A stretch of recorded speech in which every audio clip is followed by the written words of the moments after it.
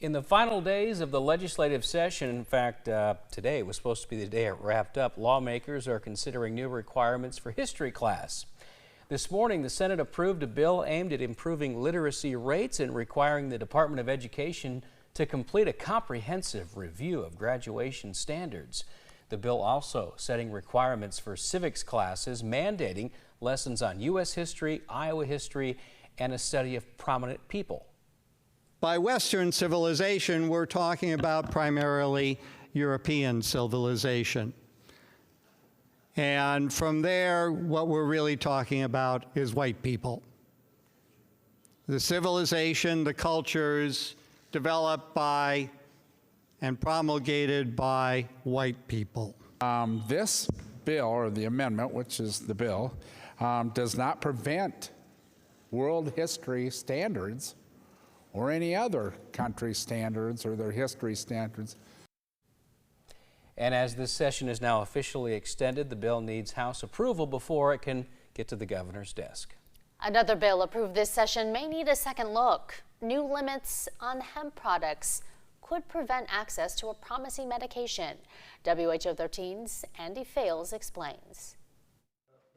The Gare family had finally found some relief. We've tried everything. It came in the form of medicinal hemp, a product named Charlotte's Web after a young girl with severe epilepsy. It helped the Gare's daughter too. She was able to write her ABCs all by herself. 34-year-old Margaret Gare is still fully dependent on her parents, and they have come to depend on Charlotte's Web. We know it's tested. We know it's full spectrum hemp. We know they just don't bottle some random thing. It's quality controlled. It's what helps our daughter. But House File 2605 would essentially ban Charlotte's Web and products like it from Iowa. Part of the bill states that no container can have more than 10 milligrams of THC. Margaret's one bottle of Charlotte's Web has 94 milligrams of THC. It's got 6,000 milligrams of CBD. It's a full spectrum product. Those who know and use full spectrum hemp say the bill is misguided. Most of it gives no high at all.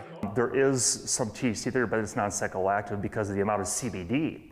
It mitigates all the psychoactive component. You could drink bottles of the Charlotte's Web product and never have a high feel. In an 11th hour move, the industry and its patrons have put together a PR push involving Ryan Hanser's firm. This is not a conversation about who gets high and who doesn't.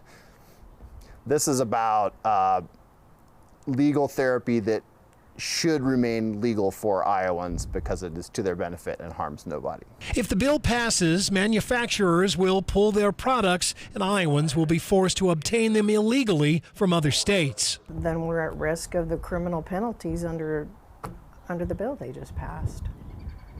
And so is our daughter because she's an adult.